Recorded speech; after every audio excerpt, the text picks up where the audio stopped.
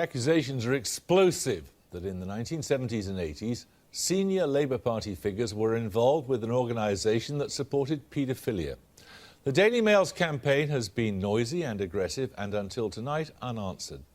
The questions: how could the deputy leader of the Labour Party, her husband and another senior Labour figure have any dealings at any time with an organisation committed to the sexual exploitation of children? How did the pressure group they worked for at the time ally itself with a campaign to reduce the age of consent to 10? Here's Laura Koonsberg with the story so far. Over recent days, the Daily Mail has splashed its front pages with allegations about the Labour deputy leader, her husband, Shadow Minister Jack Dromey, and the former Labour Health Secretary Patricia Hewitt. All three worked for the National Council for Civil Liberties in the 1970s and 80s. The Mail says the council, now known as the human rights organisation Liberty, was closely linked to the Paedophile Information Exchange, a group which campaigned for paedophiles' rights.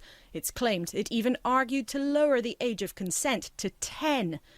Ms Harmen became the legal officer at the NCCL in 1978, and her name appears on documents submitted to the Home Office that argued that pictures of naked children should not be banned as indecent unless it could be proved that the child had been harmed. But today, Ms Harmen's boss, the Labour leader Ed Miliband, came to her defence. Harriet Harmen is somebody of huge decency and integrity. I've known her for 20 years. I don't set any store by these allegations. I know she has a long and proud record of being on the right side of all of these issues. Frankly, that is absolutely clear. But now, after days of demands from the Mail and other newspapers for Hewitt, Dromey and Harmen to provide answers, the Labour deputy leader has decided to break her silence. So our chief correspondent spoke exclusively to Harriet Harmen earlier this evening. Harriet Harmen, are you speaking out now because the Daily Mail has made it impossible for you to keep quiet? Yes, that is the case. I mean, they've made these allegations before and they're so outlandish and so far from the truth that in the past I thought, don't dignify them with a response. You know, people won't believe them, they'll just go away.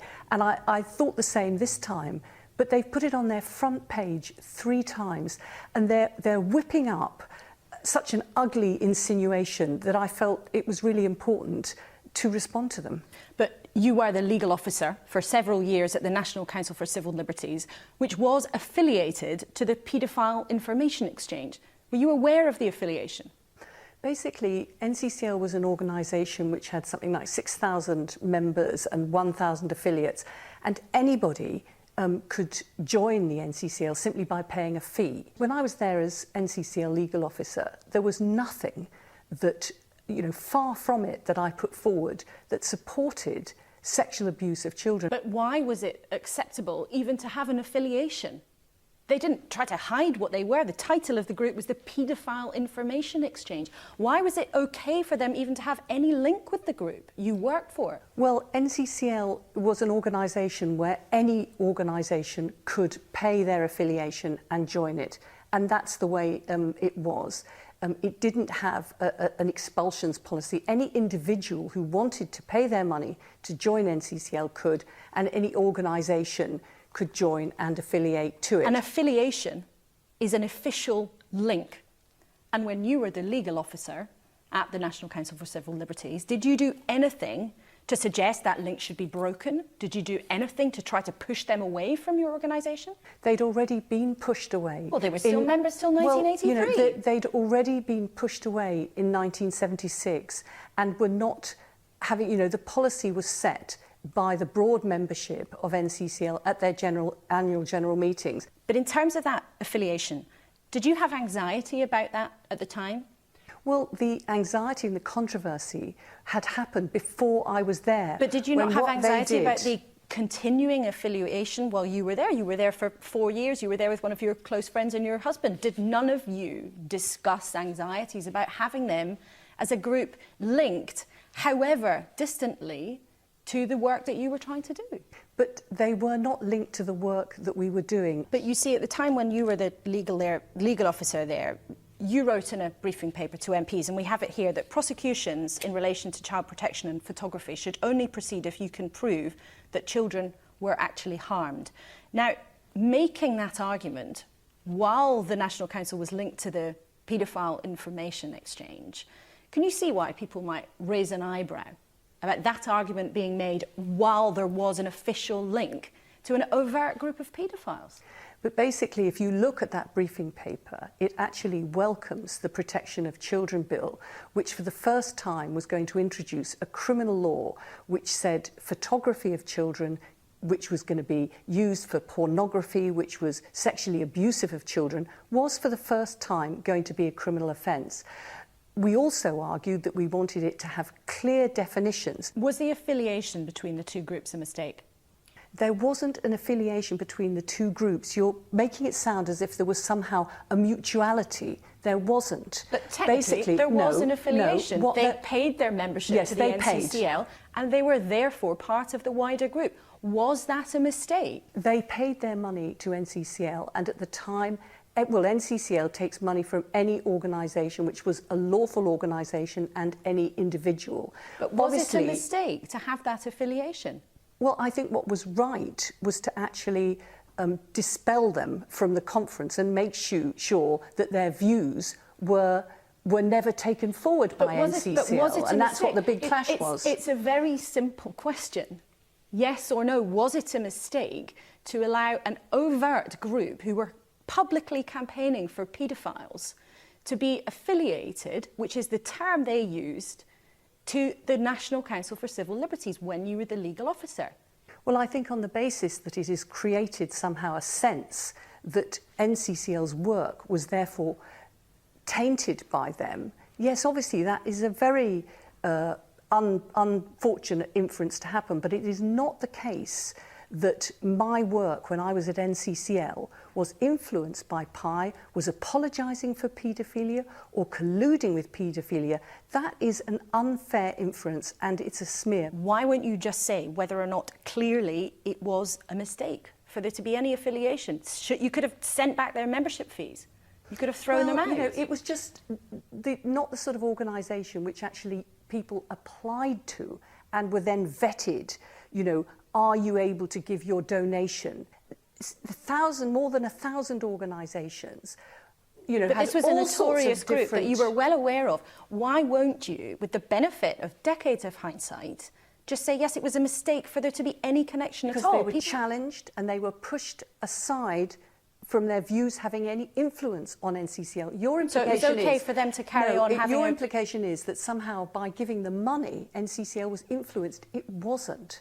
You know, I don't even know how much they gave, possibly even £10 a year. I don't even know. But the policy was set by the NCCL. You were happy for your employer at the time. You were happy that your employer for 4 years took membership money from a group that was overtly campaigning for the rights of paedophiles. That wasn't a mistake. That's what you're saying. Well, I was content with the fact, in the knowledge that nothing that I did supported paedophilia in any way, shape or form. But you're happy for the National Council on Civil Liberties to have taken money from a paedophile group?